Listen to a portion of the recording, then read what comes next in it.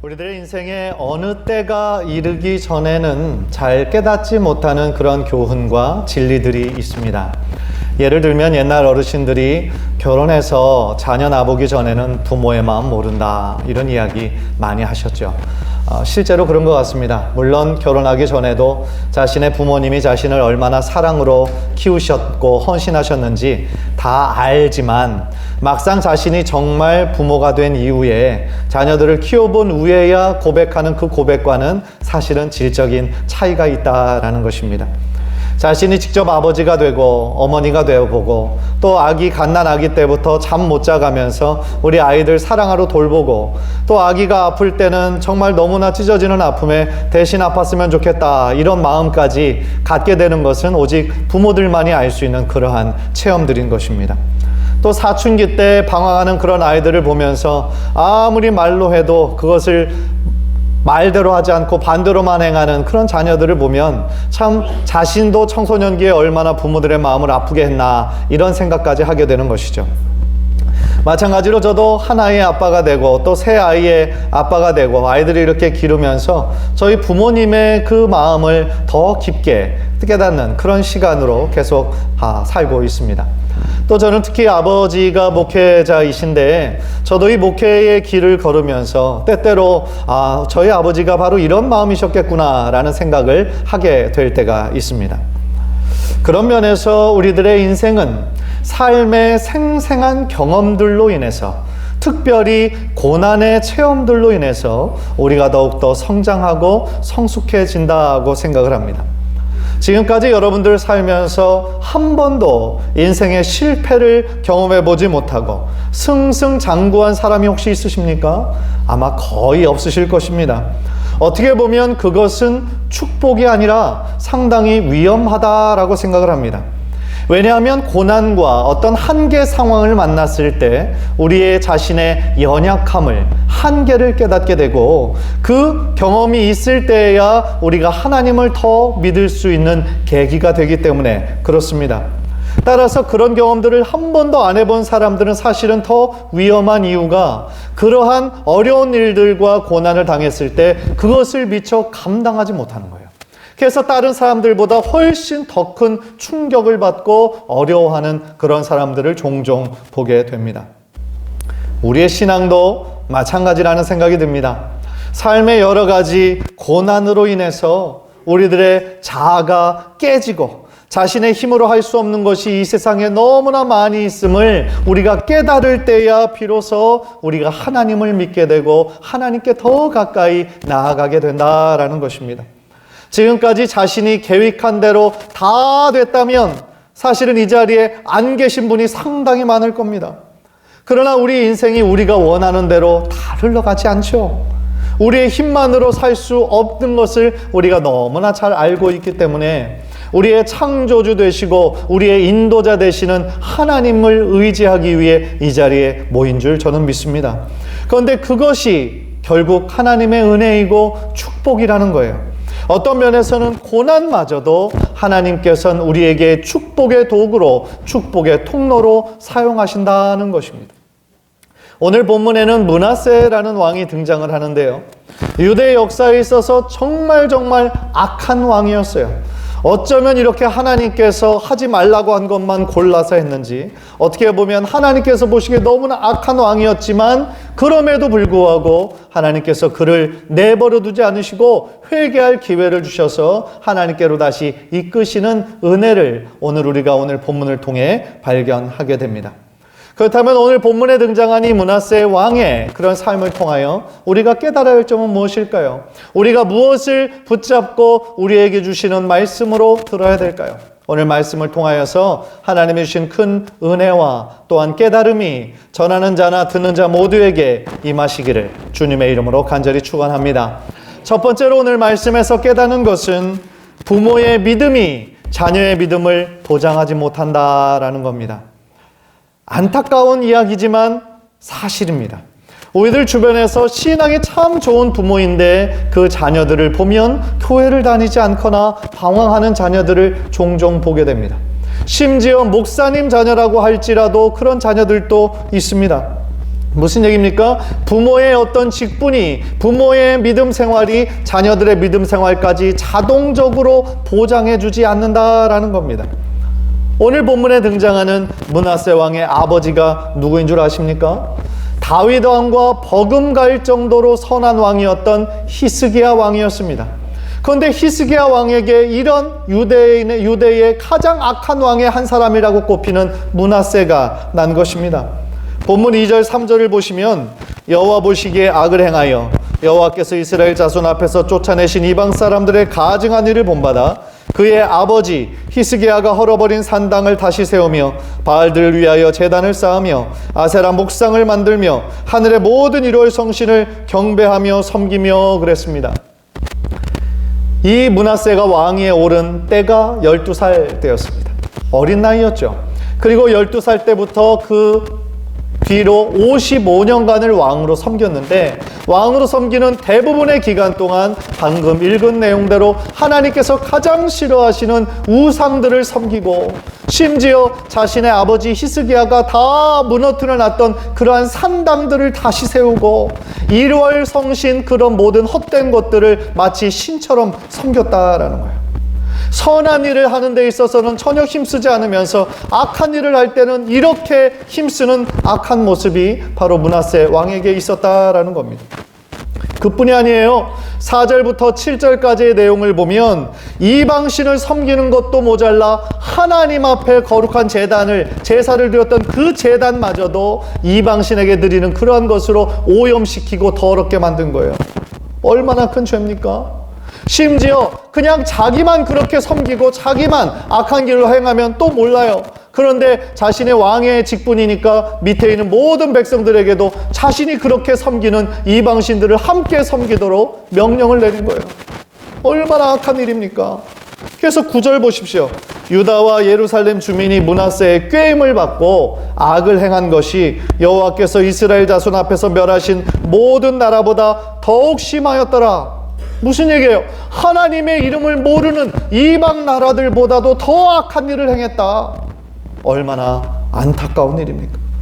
유대 나라의 어떻게 보면 영적인 암흑기였던 것이죠. 이 안타까운 역사의 교훈에서 우리는 무엇을 배우고 무엇을 적용해야 되겠습니까? 어떻게 히스기야 같은 좋은 왕에게서 어떻게 이런 악한 왕이 나올 수 있었습니까? 이 사실을 근거로 몇 가지 교훈을 우리가 삼을 수 있습니다. 먼저 우리들의 부모들의 신앙생활이 어떤 하나의 종교 활동이나 관념에 머물러서는 안 되겠다라는 겁니다. 우리 자녀들에게 이 신앙의 살아있는 모습, 살아계신 하나님을 섬기는 신앙의 모습이 어떤 것인지 우리들의 자녀들에게 말뿐 아니라 행동으로 직접 보여줘야 된다라는 겁니다. 무엇보다도 하나님을 사랑하는 모습을, 하나님을 경외하고 하나님의 뜻 가운데 거하는 모습을 우리들의 자녀들에게 보여줘야 된다라는 거예요.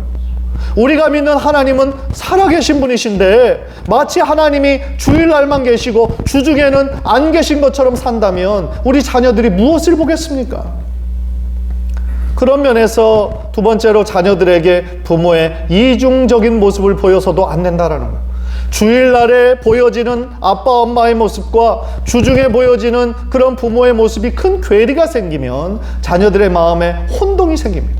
뭐가 진짜의 모습인가? 뭐가 참된 신앙인가? 회의가 든다라는 거예요. 그래서 고등학교 때까지는 억지로라도 끌려옵니다. 그런데 대학에 들어가서는 교회를 안 다녀버리는 거예요. 그냥 교회를 안 다니고 하나님 떠나버리는 겁니다. 따라서 우리 부모들에게 사실은 큰 책임이 우리들에게 있는 거예요. 거룩한 부담감이 있는 거예요. 그래서 우리들의 신앙인의 모습 속에서 이런 이중적인 모습이, 위선의 모습이 보이지 않도록 정말 우리들의 신앙이 살아있는 하나님의 신앙으로, 역동적인 신앙으로 더욱더 성장하는 귀한 은혜가 있기를 주님의 이름으로 간절히 축원합니다. 그리고 마지막으로 각 가정마다, 물론 쉽지 않으시겠지만 일주일에 한 번씩 가정 예배를 꼭 들으셨으면 좋겠어요. 왜냐하면 가정 예배를 통해서 그것이 상징하는 바가 있습니다. 우리 가정은 예수 믿는 가정이다라는 거예요. 우리 가정의 주인은 예수님이시다라는 거예요. 그것을 상징하고 있는 것이 바로 가정 예배입니다. 그래서 어떤 설교를 누가 하고 그런 거는 신경 쓰지 마시고 정말 찬송하고 또 어떤 큐티집에서 성경 한 구절이라도 읽으시고 또 그 말씀에 대해서 좀 잠깐 나누고 서로 이렇게 기도하고 손 붙잡고 기도하는 그 시간을 통하여서 우리 자녀들에게 우리 가정은 예수 믿는 가정이구나 라는 것을 알 수 있도록 하게 하는 것이 우리 부모들에게, 믿음의 부모들에게 주신 귀한 사명 중에 하나라는 거예요. 물론 이 자리에는 계신 성도님들의 자녀는 다 장성하고 출가하고 결혼하신 분들이 아마 많으실 거예요. 그래서 하나님을 지금 멀리하는 자녀들을 두신 분이 분명히 계실 겁니다.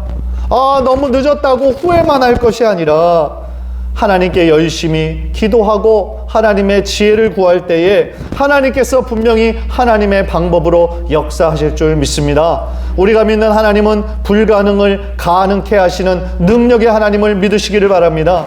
그래서 그 하나님을 우리가 기대하며 계속하며 하나님께 기도하며 나아갈 때에 지금은 방황하고 지금은 멀리 떠났다 할지라도 눈물로 기도하는 어머니의 기도가 있을 때 하나님께서 반드시 그 기도를 들으시사 다시 하나님의 품으로 그 자녀들을 이끄실 줄 믿습니다. 간절히 바라기는 우리 사랑하는 성도님들의 모든 삶과 신앙이 어떤 관념적인 종교적인 그런 행동에 머무는 것이 아니라 살아있는 하나님과의 교제로 어려울 때 더욱더 하나님께 매달리고 기도하는 그러한 모습에 보여줘서 그 믿음이 여러분의 자녀들 모두에게로 전수되는 귀한 은혜가 있기를 주님의 이름으로 간절히 축원합니다.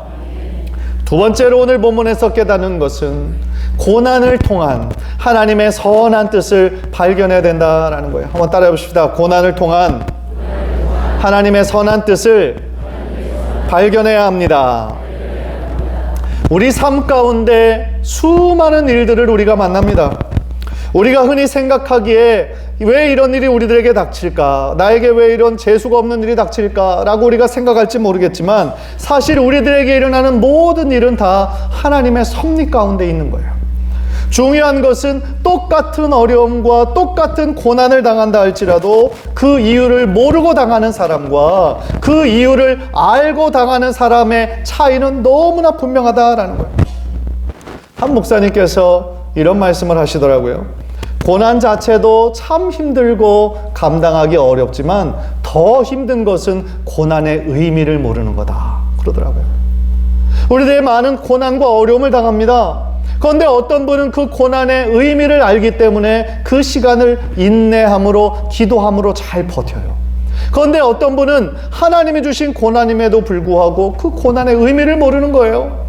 그래서 고난은 고난대로 다 당하고 하나님의 선한 뜻은 깨닫지도 못하고, 이거 얼마나 안타까운 일입니까? 오늘 본문에 나타난 므낫세 왕을 살펴보면 다행히 이 므낫세는 그 고난의 의미를 나중에 깨닫게 된 것 같아요. 하나님께서는 아무리 악한 사람이라 할지라도 그 사람에게 하나님의 선한 뜻을 중간중간 계시해 주세요. 그래서 그 사람이 교회 다니지 않는다 할지라도 그 사람의 마음에 있는 양심을 통하여 주시기도 하고 주변에 있는 사람을 통해서도 환경을 통해서도 어느 순간 살아계신 하나님을 증거하신단 말입니다. 그래서 10절을 보니까 여호와께서 므낫세와 그의 백성에게 이르셨으나 그들이 듣지 아니하므로, 하나님께서 여러 번 말씀하셨다라는 거예요. 그런데 저들이 들을 귀가 없었어요. 들을 귀가 없었고 너무나 자신이 하는 일에만 집중하고 있었기 때문에 하나님의 음성을 듣지 못했다라는 것이죠. 결국 하나님께서 어떻게 하셨습니까? 말씀하시고 경고하셨는데도 듣지 않으니까 어떻게 하셨을까요? 그 주변에 강대국 아수르 제국을 사용하셨어요. 그래서 아수르 제국이 남유다를 쳐들어와서 그 모든 사람들 왕을 포함해서 포로로 다 끌어간 겁니다. 그래서 이때 이 므낫세 왕도 한 나라의 왕이었지만 코가 꿰어져 가지고 코가 갈고리로 꿰어져서 아주 철저하게 굴욕적인 모습으로 아수르로 끌려가서 엄청난 고난을 당한 거예요. 그 이방 나라에서 얼마나 어려운 핍박의 생활을 했겠습니까? 그런데 이 므낫세는 그 고난의 시간을 통하여서, 그 비참했던 시간을 통하여서 자신이 가장 낮은 자리에 있을 때 그 고난이 하나님께서 허락하신 것임을 그때서야 깨닫는 거예요. 12절 보세요. 12절. 그가 환난을 당하여 그의 하나님 여호와께 간구하고 그의 조상들 하나님 앞에 크게 겸손하여 기도하였으므로 하나님이 그의 기도를 받으시며 그의 간구를 들으시사 그가 예루살렘에 돌아와서 다시 왕위에 앉게 하심에 므낫세가 그제서야 여호와께서 하나님이신 줄을 알았더라. 아멘. 고난의 한가운데 있을 때 그때서야 자신의 조상의 하나님, 자신의 아버지가 그토록 사랑하고 경외했던 그 하나님의 그 모습, 그 하나님의 은혜를 기억하고 주님께 돌아왔던 거예요. 그런데 많은 사람들은요, 므낫세는 그 고난의 시간을 통하여 돌아왔는데 어떤 사람들은 지금도 어떤 어려움을 만나면 오히려 마음이 더 강팍해지는 사람들도 있어요. 고난이 하나님께로 돌아오라는 하나님의 사인인데 그 사인을 하나님의 사인으로 받아들이지 못하고 오히려 그 마음을 굳게 닫아버리는 거예요. 안타까운 일이죠. 따라서 우리가 고난 당했을 때, 어떤 어려움에 처했을 때 우리가 반드시 기억해야 하는 한 가지 성경 말씀이 있어요. 시편 119편 71장, 우리 한번 화면을 통해서 다 함께 읽겠습니다. 시작. 고난당한 것이 내게 유익이라 이로 말미암아 내가 주의 율례들을 배우게 되었나이다. 아멘. 우리가 고난을 당한 것이 결국은 뒤돌아보면 우리에게 영적으로 유익이 되었다라는 거예요. 고난을 통하여서 나만을 향했던 나의 의, 나의 교만, 그런 것들이 다 꺾이게 되는 거죠.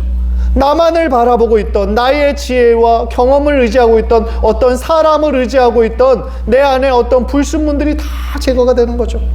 그리고 우리의 시선이 하나님께로 집중이 되기 때문에 그 고난의 시간은 오히려 우리들에게 축복의 시간이고 하나님을 더 많이 체험하게 되는 은혜의 시간이 될 수 있다라는 거예요. 특별히 고난 가운데 하나님께서 함께 하심을 너무나 체험하신 분들은 앞으로 어떤 고난을 만나도 두려워하지 않아요. 왜냐하면 내가 고난 가운데 있을 때, 힘들어, 어떤 큰 질병을 만났을 때, 가족에 어려운 일이 있었을 때 하나님께서 그때도 나를 붙잡아 주시고 다시 회복시켜 주신 것처럼 이번에도 하나님 그렇게 하실 것이기 때문에 두려워하지 않는 거예요. 어려운 일들 만났을 때 물론 낙심은 되겠지만 마음에 두려워하지 않고 지난번도 함께 하셨던 하나님을 다시 의지하게 되는 큰 은혜가 있다라는 것이죠. 며칠 전에 한 집사님과 이렇게 신방을 하면서 그 집사님의 그 지나온 한 1년 동안의 삶의 이야기를 들었습니다. 암이 지난 그 1년간의 암이 발병을 하셨어요. 그래서 직장에서 한 6개월 동안 휴직을 하고 수술을 하고 그 이후에 이제 모든 치료를 감당하셨다라고 그래요. 그런데 6개월 동안 참 많이 아프셨다는 거예요. 몸으로 그냥 아프셨죠. 수술하고 뭐 치료 받으셔야 되니까. 그런데 그 시간에 더욱더 하나님의 은혜를 사모하고 하나님의 말씀을 3개월 동안 또 막 집중해서 성경도 일독하시고 하나님께 더 기도하는 그런 시간으로 가지셨다라는 거예요. 그래서 그분이 제일 신방의 마지막 부분에 뭐라고 고백하냐면 지난 6개월의 시간이 참 힘든 시간이었지만 내 인생에서는 가장 최고의 시간이었어요. 그렇게 고백하시더라고요. 그런데 하나님의 은혜를 모르는 사람들이 들을 때는 이해할 수 없는 얘기죠. 아니 그 나이에 이 암이 걸린 것도 사실은 안 좋은 소식이고 그 암 치료하고 수술하고 이러는 게 뭐가 좋은 소식이겠어요. 그런데 오히려 그 시간을 통하여서 하나님이 함께 하시고 하나님이 그의 손을 붙잡아 주심을 너무나 생생하게 체험했기 때문에 그 시간이 되돌아보니까 내 인생의 최고의 시간이 되었다라는 것이죠. 참 은혜가 됐어요. 그렇습니다. 비록 우리가 고난의 한가운데 있다 할지라도 하나님께서 그 모든 상황 가운데 함께 하고 계심을 우리가 믿는다면 그 고난의 시간마저도 우리에게 축복의 시간으로 변화될 줄 믿습니다. 간절히 바라기는 우리가 어느 상황 가운데 있든지 모든 상황 가운데 함께 하시는 선하게 역사하실 하나님의 역사하심을 바라보고 우리들의 모든 상황에서 승리하시는 귀한 성도님들 되시기를 주님의 이름으로 간절히 축원합니다. 마지막으로 오늘 본문에서 깨닫는 것은 하나님께서 우리에게 회개의 기회를 주실 때 즉시 돌이켜야 된다라는 거예요.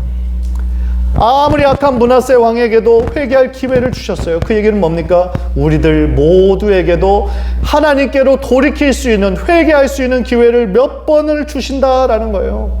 중요한 것은 그런 어려움과 고난을 우리가 만났을 때 하나님께서 이 고난을 통하여 나에게 주시는 하나님의 뜻은 무엇일까? 라는 마음으로 하나님께 겸손히 하나님의 뜻을 구하며 나아갈 때에 하나님께서 반드시 그 의미를 깨닫게 해주실 줄 믿습니다. 그런데 그 마음에 이게 뭘까? 하나님의 어떤 뜻이 있겠지? 뭐 지금은 그냥 바쁘니까 넘어가고 다음번에 한번 기도해보지, 다음번에 한번 그렇게 뜻이 무엇인가 묵상해보지, 그런 식으로 하면 안 된다라는 것이죠. 왜냐하면 회개의 기회가 언제나 열려있는 게 아니에요. 회개의 기회는 하나님께서 우리들의 인생에 몇 번 주시는데 그 시간을 통해서 우리가 깨닫고 주님께로 즉시 돌아오는 것이 은혜고 하나님이 계획하신 거라는 거죠. 므낫세는 회개만 하고 끝난 것이 아니었어요. 회개만 하고 다시 예루살렘으로 돌아왔을 때, 유대에 돌아왔을 때 자기가 섬기던 이방신들과 우상들을 철저히 제거해버립니다. 그리고 무너졌던 여호와의 제단을 보수합니다. 그리고 유다 백성들에게 오직 하나님만을 섬기라고 명령합니다. 무슨 이야기입니까? 회개는요, 우리의 입술로만 하는 것이 아니라 회개에 합당한 삶의 열매가 있어야 된다는 거예요. 우리 크리스찬들이 회개 많이 합니다. 부흥회 때마다 또 주일날 와서도 지난 한 주간의 삶을 회개할 겁니다. 그런데 제가 느끼기엔 너무 회개의 깊이가 얕아요. 입술만의 회개로 끝나버릴 때가 너무 많아요. 주일날 회개하지만 나갈 때 또다시 죄를 범하는 것이 우리들의 모습일 때가 얼마나 많은지 몰라요. 참된 회개는 뭡니까? 완전히 돌이키는 거예요. 자신이 걸어왔던 그 방향이 잘못된 것을 알았으면 돌이키는 것이 참된 회개인 거예요. 그런데 오늘 본문의 므낫세는 완전히 돌이켰어요. 돌이켜서 그전에는 하나님을 완전히 대적해서 하나님 싫어하는 길로만 행했던 사람이 이제는 그 고난을 통하여 하나님의 뜻을 깨닫게 된 이후에 자신이 그전에 했던 모든 것들을 돌이켜 그리고 백성들로 하여금 오직 하나님만 섬기도록 했다라는 것이죠. 그런데요, 므낫세의 아들이 있었는데, 히스기야의 아들이 므낫세고 므낫세의 아들이 아몬이라는 왕이 있었는데, 이 아몬은 또 아버지의 악한 길을 또 따랐어요. 회개하고 나중에 그 길을 따랐으면 얼마나 좋았을까요? 그런데 이 아몬도 그 전에 그 므낫세 왕이 보여줬던 그 전의 길만을 따르다가 결국 2년도 안 돼서 자신의 신하에게 죽임을 당하여 24살의 나이에. 얼마나 비참합니까? 사랑하는 성도 여러분, 어떤 고난이 있을 때, 어떤 하나님의 사인이 있을 때 우리들의 마음을 더 굳게 하고 강팍해 하는 것이 하나님의 뜻이 아니라 우리들의 마음을 겸손히 내려놓고 하나님의 뜻이 무엇인지 우리가 구하며 우리가 나아갈 때에 하나님께서 우리들에게 고난의 의미를 깨닫게 해주실 뿐만 아니라 또한 그 고난을 통하여 우리를 더욱더 성장시키고 하나님께로 가까이 나아가는 귀한 은혜로 변화시킬 줄 믿습니다. 우리는 므낫세 왕과 아몬 왕의 이야기를 통하여서 하나님께 즉시 돌아가는 것이 너무나 중요한 것임을 우리가 깨닫습니다. 더 이상 미루지 말고, 나중으로 우리가 미루지 말고, 하나님께서 우리들에게 나에게 오라 말씀하실 그때, 네가 가던 길을 이제는 멈추고 나에게로 돌이키라 말씀하실 그때 우리가 완전히 우리들의 인생의 방향을 돌이켜 주님께로 나아가는 참된 믿음의 결단과 순종이 저와 여러분의 삶 가운데 있기를 주님의 이름으로 간절히 축원합니다. 그래서 시편 119편 67절 우리 한번 화면을 통해서 다 함께 읽겠습니다. 시편 119편 67절 시작. 고난당하기 전에는 내가 그릇 행하였더니 이제는 주의 말씀을 지키나이다. 아멘.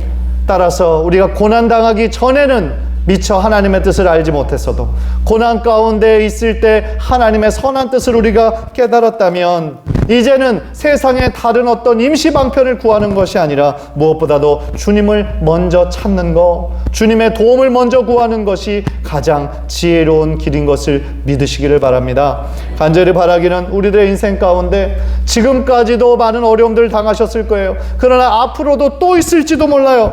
그러나 그런 모든 것들이 결국은 우리들에게 축복으로 바꾸실 것이라는 하나님을 더욱더 신뢰하고 우리들이 그 모든 과정을 돌이켰을 때 그 모든 과정이 나에게는 참 축복의 시간이었습니다 라고 고백할 수 있는 우리 귀한 성도님들 모두 되시기를 주님의 이름으로 간절히 축원합니다.